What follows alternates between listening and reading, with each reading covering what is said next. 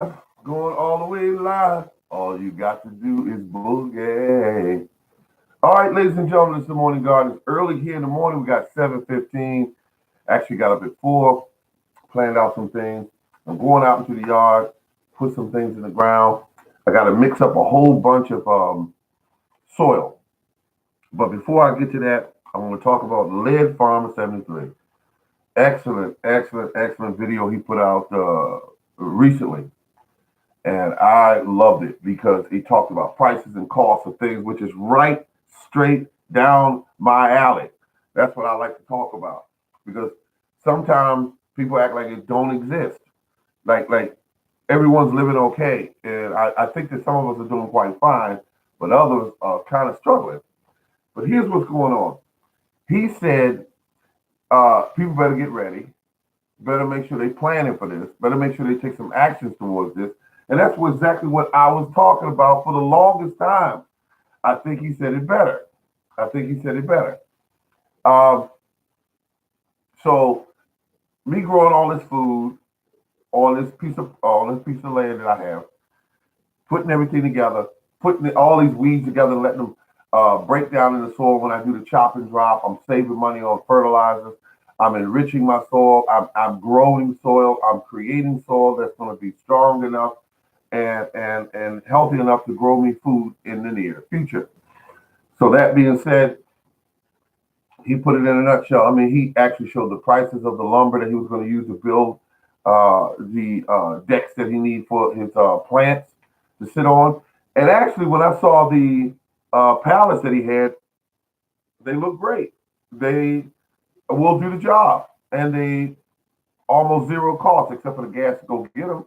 But he came up with a good idea. He came up with a solution to a situation that he had, which was putting his plants on the deck. Hello, how you doing, gardening realtor? I tried to look at your channel. I think you don't have one set up yet, or something like that. I looked at it. I said, wait a minute, there's no channel set up at this time. Lead Farmer, good morning, my brother. I just finished watching your video. You already know that though, because you've been watching my channel. I just finished watching your video, and I gotta say, it was it definitely is a video that it was just great because I mean I'm always talking about cost of growing a garden and that sort of thing. Uh, and I'm telling you, your video was you showed the prices of the items. You talked about people better get a plan together to get so they can survive. And that's the reason why I got on here and created this channel. I got on here and created this channel because I was telling people, I'm saying, listen, if you gardening for a hobby, is those days are gone. They're actually gone. You need to start thinking about bigger, like growing fruit trees and growing fruit bushes and growing vegetables, and so that you have us a food supply that you can eat better than the president of the United States can eat. You can eat better than he does because you eat fresher food. You can put the things that you want in the ground for your plants to feed off of, so that uh, your plants do well. And that's what I like about the video you had, was you were telling people, hey, look, listen, I'm not going to act like these prices are okay. These prices are through the roof. I think was the word you used, through the roof. I went out yesterday to purchase a little pack of seeds. They were corn seeds, one of my favorite corn seeds, which is peaches and cream, and they're at Lowe's. And most of the growing season for people is almost over as far as the spring guard, buying all that stuff that you buy. But I noticed that when I went to some of these stores yesterday. Um, Number one, they had no fruit trees in Lowe's. They didn't have any fruit trees in Walmart, where I live. They didn't have them there. What took place was this. The trees were not there because they know they're not selling. The prices are too high on these trees. But when I went to Home Depot, they had the trees there, but trees were $49 for one tree. Now, let me tell you what I'm going to do this year, because I said I have three trees to take out, which is the cherry trees. They got to go. once they go, I'm putting back in apple trees. But I said, apple trees, I've been looking around online and they're kind of costly right now. I mean, they really are. So what I'm going to do is I'm going to grab some cuttings or I'm going to do some air layering and I'm going to create my own trees to plant. And I'm going to put those in the locations that I need them in. So that way I've used the trees I already have and up my inventory that's planted. And I also have saved costs because I don't have to go running and getting a tree from them and paying $36 or more per tree, and I need three of them, and I could do that. I could do that with just the trees I already have. Now, I've been concerned about the fact that once I plant them out, they're going to be standard trees. They're not going to be the dwarf that I have now. So, only thing I'm concerned about right now is whether or not they will produce on the same timeline as the dwarf does. I have to research that again because I'm kind of foggy on it. The dwarfs are anywhere from 2 to 4 years, but a standard tree might be different. But I want to find out first, and then that way I'll make my decision as to what I'm going to do. Because apples, you can keep them longer; they're very healthy for you. And right now, I bought one raspberry plant, uh, and I have now I don't know how many plants I have. I just go over in that section. I can't get through there because they're loaded up with raspberry plants. Raspberry plants come up through the ground and create all these other raspberry plants. So you only need what, like, if you're really in a hurry, like you got a family of four, you might need two or three plants, maybe. But if you're willing to wait, you can do it with one, and they're everywhere. Now I have upped my inventory with blackberry plants. They're doing fine. They're doing great. They're producing and producing and producing, and they're going to be giving me berries this year. Um, let's see. So I want trees like apples because apples will produce. They produce well here. So that's what I'm going to stick to. What works. And then the pear trees, I have three of those pear trees. So I'm just it's I mean, it's just great. Now, you just typed something here in reference to air layering. Um, I'm also interested in that because I have all the tools to do it, and I also going to use this sphagnum. Not what I think it's called sphagnum peat moss. You soak it overnight, and you put it around the tree. Some people mix it with a little bit of what they call that compost, and they make up a nice little mix, and then they boom, they're good to go. Oh, good morning, good morning, good morning. All right. Well, I got everybody in here this morning. Can't believe it. Mostly, wait a minute. Okay, I got it. Repeat. I'm just happy right now because I get to go work out into the yard today. I got all these watermelon plants all planted up. All I'm going to do is um, I'm working with a soil mix right now. I got to add some more cow manure to it. Cow manure is expensive as hell. What I have here is expensive, and I have like lots of potatoes and everything growing. Everything's growing just great. I got to get out there and get a video of everything so everybody can see what I'm doing. Um, and I got to tell you, um, I'm having a good time with it, folks. I added another grapevine this year. Oh, that's a red grape called a God. Where's the book at? I don't have it with me right now, but it's a red grape. It's doing beautiful. I love it. I mean, it's just wonderful. It's a wonderful grapevine. Um, just can't think of the name of it right at this exact moment. Now, there's another grapevine they have out there called Neptune. Grows a huge um, white grape without seeds in it. I only have one. That can't happen. I got to definitely get another plant.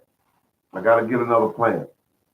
That means that what I usually do is wait to the fall and then I take my cuttings. So what I'm doing now is I'm feeding this tree quite a bit. I'm feeding this tree quite a bit because I need it to grow out. and I'm leaning more towards nitrogen fertilizer, so the tree just grows. I mean, the plant just grows out and creates all these arms because I'm going to use those arms to create my cuttings. Thinking ahead because that one plant, which is called Neptune, when I bought it, it was $6 and plus the shipping. Now it's $12 plus the shipping. So things are going up. Things are going up. Um, the seeds that I got, the corn, no, excuse me, the corn I looked at yesterday was about, mm, can you see that? About a handful, and it was $6. I politely left it on the shelf. Went up to Walmart, found the seeds I need, and they were $1.44. Yes, yes, $1.44. Peaches and cream corn. Why am I growing corn? I just have a taste for it. That's all, and that's why I'm growing it. And I really love it, and it's just a good deal. Um, the potatoes, I grew them. Really don't really care for potatoes, but I grew them because they were $1 a box. Can't beat that. $1 box. When they first went up on the shelf, they were about $4. You don't get that much in the boxes, you just get them in.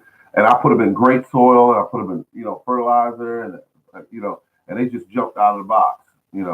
Let's see, we got the sweet potatoes.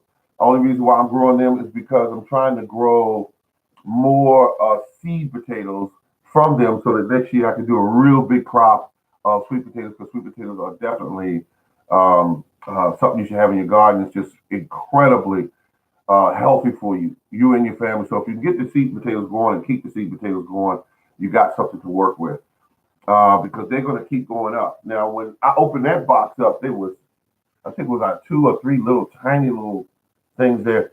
But all you want to do really with the sweet potatoes is once you grow out the seed potatoes, you want to, when you get near your growing season, you want to grow them in a jar of water with some toothpicks. And once you get those, God, I can't think of what they call them right at this moment. I am just getting up, folks.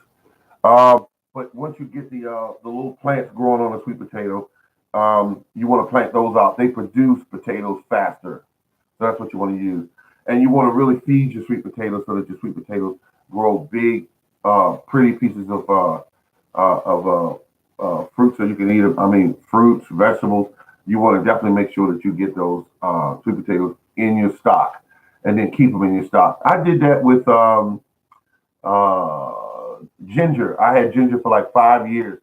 I bought like a dollar's worth of it, which was about that much, and I grew it out to pounds of it with just that little piece. I just wanted to see if it could be done. So anyway, corn, not a big deal because you got a lot of people fight over corn. You got the birds, the squirrels, the possums, you name it, the raccoons. Everything loves that corn. So you come out there some mornings, you see all your stocks, or most of your stocks pulled down, and that's what's been happening. They've been eating it all night while you've been in bed, resting, dreaming of corn cooked on the grill. They just happen to beat you to it. Um, so it's time, and it's been time to really get really serious with your gardening. I save seeds. Really get into that because you're gonna love that. Um, I had some old seed stock sitting around, which was some beans, and I planted those right in with the corn. Yesterday I planted some corn. The day before that, I think I planted some corn, and then a week ago I planted some corn. The corn's coming up beautifully. The trick to corn is feeding your corn, feeding your corn, feeding your corn. If it's once a week, feed your corn. Feed your corn because corn stays hungry. Corn stays hungry, and when it gets not, if it doesn't get the food it wants, it just starts growing slower, and you don't get much corn or any corn at all. So no matter what, you feed corn. Corn is hungry. Um, so that with that in mind, if you're going to be feeding something hungry like corn, you make your fertilizer from weeds and grass clippings. It will help you do what you got to do because if you go trying to feed that corn off of that bag fertilizer in the store at 12 in some places $15 a bag, you're going to come up on a short end because you're going to say to yourself, wait a minute, it costs a lot of money to grow this corn. Because you're going to be running into the same issues the farmers are running into, is the cost of their materials. So what they do is they go buy a lot of them, not all of them. Let's be clear about that. They grow that synthetic. They use that synthetic corn fertilizer, synthetic, and that synthetic fertilizer is just designed to grow it fast, get it to the market, and so they can make their money. It has no nutritional value to it for the most part. It doesn't have it, and and it's not their concern. If you want vitamins and everything, buy some supplements. But they're growing the corn. You want to grow your corn when it's just chock full of sugars and nutrients. That's what you want. That's what you want. Nutrient dense foods you want to grow. And the only way to do that is to feed those plants the right way. And sometimes you're going to run into cost situations. I have done it, ran into cost situations feeding all these plants. You got to realize I have a lot of trees. I have a lot of fruit bushes growing. I grow no ornamental plants whatsoever, none. I only grow food. My whole property is food. That's it. That's all it is. And then you got that there. If you're going to grow ginger, when you pick it from the store, make sure that they haven't cut those little eyes off of it. Sometimes they do that, and I swear I think it's so that you don't grow no ginger. But some stores do have the ginger there with the eyes on it. You look for them. It looks like a little white tooth on the sides of them. And when you see that on there, you go, okay, this ginger will grow. You take it home, get some warm water. You can mess around with it like that and soak it overnight in some warm water, just about the same temperature a baby would drink in a bottle. And we soak it. And then once you get it out there, you put in some beautiful soil, some compost, and some perlite or whatever, something that really loosens the soil up, and just set that thing down in there. And when the winter comes, you bring them indoors. You put them in kind of a dark kind of place, and you just keep them warm. And I'm gonna tell you something. Every year, those things will do right by you. You put them right back out there. You feed them with some organic food, and they're gonna come up and look like a tropical plant. But underneath are gonna be those big, beautiful tubers. And you're gonna say, "There we go. Now we're getting somewhere." You take some of the ginger, eat it. You take some of the ginger and you save it for next year to regrow it again. And that's how you do it. But your stock going to be growing as you do this, and you're going to get a whole bunch of ginger, and you're going to wonder what the heck you're going to do with it. Because that's what I was doing. I was piling in the refrigerator and thinking, wow, this really took off. This is really a lot of ginger from one little piece of ginger. So it's really worth the trip. Plus, ginger is anywhere from $3 to $4 a pound. Um, so when you get that kind of ginger, um, you're definitely making out because some people actually turn around and sell it. Some people actually sell it.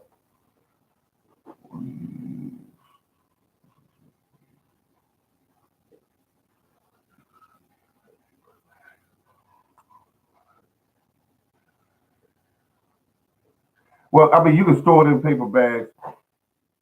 I kept putting mine in a pot with soil in it, and I would cover it up and just leave it there. No, not cover it up, but I mean, I'll cover it up with soil, and I would just leave it there in a warm place. As long as it's around 65, 70 degrees, they won't die. In a dark area of the place where it's not, well, not a lot, not direct sun shining on that container, and so they did really well. They did really well. Ginger is easy to grow, but like I said, the stores do a couple things to them. Some stores actually treat them so they don't grow, and some stores, have where all the eyes are cut off. All the eyes are cut off. They don't need you growing it. They don't need you growing it. Keep that in mind. They don't need you growing it because you're cutting into their profit. They don't need you growing no ginger. You start growing ginger, then you tell a lead farmer to grow ginger, then you tell a realtor to grow ginger, and next thing you know, you got everybody growing ginger, and they're not buying it at the stores. So the stores start feeling that. They say, okay, all right, we got something for them.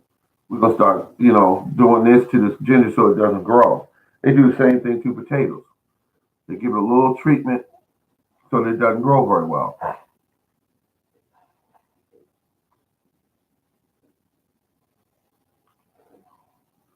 Well, you're absolutely right. They don't need you growing food. They don't need you growing food. They look when you start getting on the internet, like what I do every week. Yeah, every week. What I'm doing in some countries would be dangerous because they would say he got to go. He has to go. He's telling people to grow food and he's telling them how to grow it using weeds and grass clippings, which is abundant. It's everywhere. He's telling them how to do this. This guy is a threat to my bottom line. He's got to go. Um, the the people that are on there talking about saving money and growing food, and there's a lot of you that do that on here. You're not welcome when it comes to these big food industries. They don't need you doing that. What if somebody actually started listening to you, and there were many people that got involved in your message, and they started growing food, and then their neighbors started growing food, and then their neighbors looked at what they grew last year and saw the big pretty tomatoes and the big sweet potatoes and the corn and the grapes, and they don't need you doing that. You could buy one grapevine, classic example, grow it out like what I'm doing this year, feeding it good, giving it lots of nitrogen. I want it to grow out. Once it grows out, I get all these little cuttings off of it, and I grow them out in some sand and some compost. Once I grow all these cuttings out, I got from that one plant I could have 80. That first year I could have 80 some odd cuttings that are growing. That's 80 plants from one. Then you take half of those, which you take 20% of those and grow those out, and then you take the rest and sell those off, or you plant them, and then you get all these other. You take all these other cuttings. Now you got hundreds of cuttings of these grapevines, and you grow some of those out, and then you leave some stock for next year. Look what you did. You created a problem for another farmer somewhere. He or she don't want you doing that because they're selling the plants for $12 a piece, $15 a piece. They're selling them for that. And here you are producing them off of that one plant you say, for instance, bought at Walmart, and that one single solitary plant is uh, is what we call a stock, and you can start growing from there. I'll give you an example. I said what I'm just saying right now, and it was a gentleman that wrote back to me on one of the comments, and he said, "Sir, you cannot do that." He said, "All of these plants are copyrighted." I'm listening to him because I know what he's saying is is absolutely true. I know what he's saying. He said, "You can't do that." And if you were to listen to the video closely, I said to him clearly, it could be done. Never said do it because they got some plants that have been around forever and ever and ever and a day, no one really cares about. But some of these new varieties of grapes and things they come up with, they're copyrighted to the point where they're trying to make their money off of it before anyone else gets in it and starts making too much traction, so to speak. They don't need you doing that. They don't want you doing it. I'll give you a good example. There's an apple called an ambrosia. I want each of you to try to find that apple tree for sale. There's only one place I know that's selling it, and it's called Grow Trees Fast or Fast Growing Trees or something like that. I think they want like $100 some odd for that one apple tree. That's a lot of money for one apple tree. I went to one of the number one selling, stores that sell apple trees, and that's Stock Brothers. Stock Brothers basically specialize in apples. The majority of the trees they sell are apple trees, but they don't have ambrosia. Ambrosia is somewhat of a new variety, and it is hot right now. Ambrosia. The second hottest apple, as we all know, is the Honey Crisp. Now, Honey Crisp, think about that. God, they like $2 and $3 per apple, depending on how big they are. That's for one apple. You can get the tiny ones because they know how to grade those apples, and you could buy a whole bunch of apples in a bag that aren't that sweet, that didn't get that big. But then you have the other people that are growing these apples, and they're growing them for size, and they're called Honey Crisp. And these apples are sweet, crunchy. They store them. They sell them for an arm and a leg, and they don't need you growing those too many of them apple trees. What did I do? I went out, went to Stark Brothers, and I said, wait a minute, this apple is one of the most expensive apples in the U.S. Honey Crisp. I took that apple and put in as many as I could on my property. Do you hear what I'm saying? As many as I could, I put that apple on my property because it's really good. Um, I said, I'm going to have this apple. This apple's going to be here on my property. So when I put in my apples, you got to know that the three new apple trees I'm putting in, one of them are going to be Honey Crisp. And that's all there is to it because it's a great apple. It's a great, great, great apple. And that's how that goes. So, folks, that's it. Uh, Everything you need to know about growing apple trees is out there. What you want to do is just get involved and just grow it. Put it in the ground. Get it started. Because if you got kids or grandkids, the cost of good food is going up. They're mostly selling trash at the grocery stores, and they hope you don't really realize what's going on. If you take any of that fruit and vegetables and put it under a microscope and ask what is the nutritional value of this, and they tell you, it will break your heart because it will be nothing there. And that's why when you eat it, you're always still very hungry. That's why. Thank you very much. Thank you very much, Lady Farmer. I appreciate it because um, I'm gonna keep planting because I see what's going on. I'm gonna keep planting. I'm gonna keep planting um, because I mean I'm out there now. I go out there right now. My yard looks like a forest because of the trees that I got are planted all around me, um, and I almost hate to get rid of the cherry trees because their only issue is I haven't found the proper mate for them. I haven't found them, and I don't want to mess around with them anymore. But then again, it could be that new tree that I put out there. It could be a mate for them, but it's still young, so it hasn't produced anything that where you want to say, okay, I want to definitely hold on to this because cherry trees to me, the care that's involved in them little suckers. I mean, oh my goodness, I'm just thinking about it right now. But grapes definitely grow on. Grapes are so healthy for you, and also grapes are great for making wine, preservatives, and things like that. So you can hold on to grapes. Apples, great apple pie, healthy for you to eat. I see the women at work eating apples all the time because women tend to eat more nutritional than males do. That's just a fact. Um, and So I'm growing mustard greens, I'm growing kale, I'm growing collards, and I'm actually collecting all of my um, uh, fall stuff now. I'm collecting it now because, um, and when I say collecting, I mean like the seeds and all, because I have an incredible appetite for kale. And when you get kale going, the great thing about kale is kale, you can eat all you want. If you leave them in the ground, next year they'll be 4 feet tall.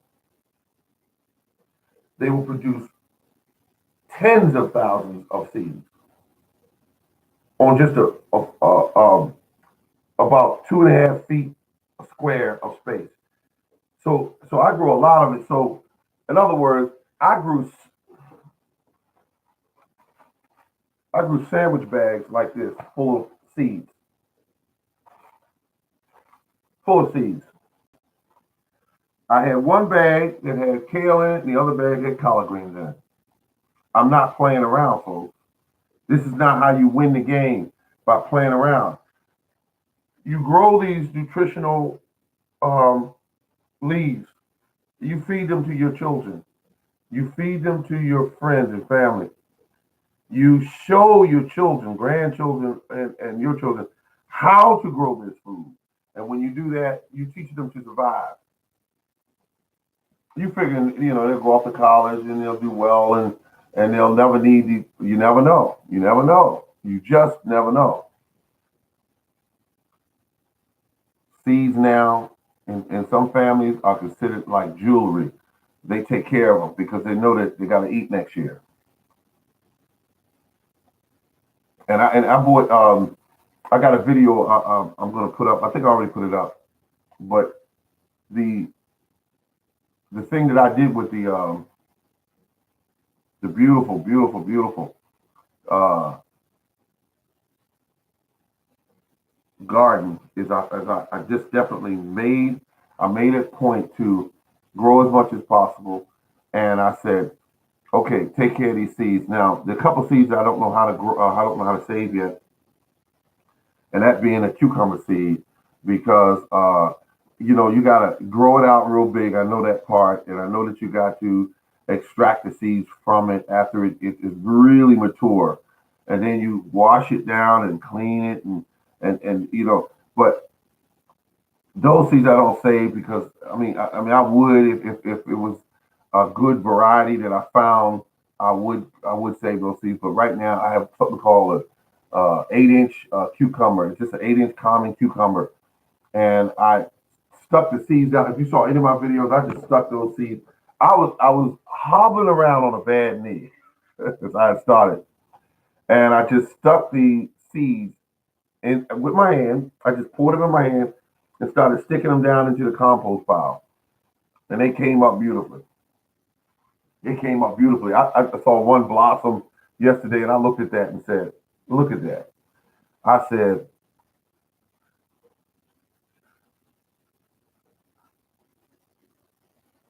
I stuck them down in there, and it might have been a couple that didn't make it, but for the most part, them things are jumping out of the ground. Because when you put them in a compost pile, you cutting out the middleman as far as digging the soil, putting them in the soil. No, I just stuck them in the compost about about an inch, about an inch deep, inch and a half deep, and they didn't do nothing but come up. We got some rain. It wet the seeds down. I didn't even water them when I put them in. I just stuck them in there, and I said I don't feel like. Wait a minute. First of all, I knew I couldn't get down on the ground and put these seeds in. I knew that because my knee was really messed up. Um, and when I got there, I just said, stick them in the compost pile. Stick them in the compost pile. This compost pile is not going to be used this year. It's just open real estate waiting for you to put some kind of seed in. And that's exactly what I did. So that being said, I'm going to I better shoot a video today because I need to show you how I'm doing the watermelon I'm putting in today. I'm putting watermelon in. I'm putting summer squash in, and that's what I'm going to do today. And I see the sun coming up now, so birds are chirping. It sounds great, and I'm ready.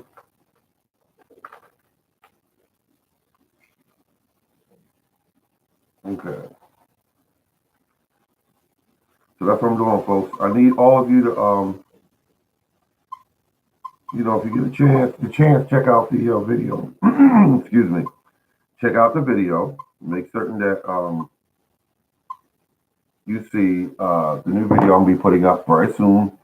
And gentlemen, ladies, I'm going out into my beautiful garden and need to let you know that I'm going to be doing the best I can out there to get everything planted up. And also, like I said, starting on the fall garden now, planting everything out now, getting the seeds now, because one thing they never do at a lot of the seed stores is they mark down the seeds at the end of the year where I live. They don't mark them down. They come in there and they just take all the displays with them and whatever they do with them. But they do not mark them down. So you can get what do they want to give you seeds a little or nothing for?